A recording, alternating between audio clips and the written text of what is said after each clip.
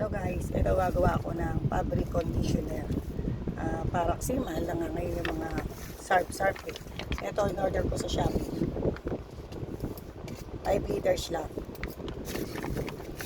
Tapos kailangan ng 4 liters.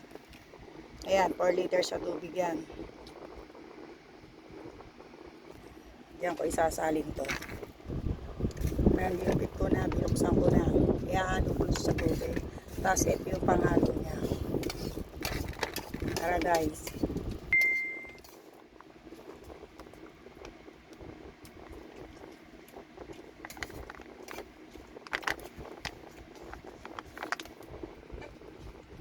Ito guys, nasalin ko na lahat.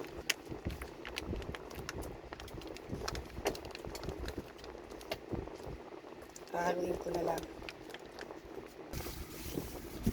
And guys, 10 minutes na halo. Alauna 15 ngayon.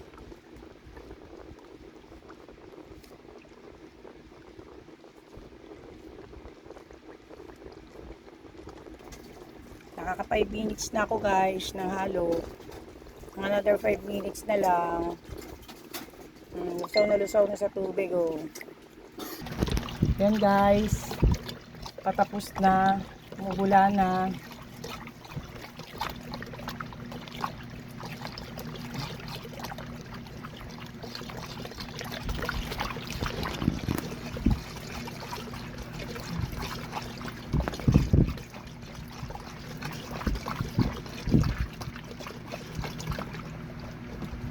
Op, tapos na. Pwede na yan. Ito yan guys. Easy Mix Fabric Conditioner. Okay, thank you.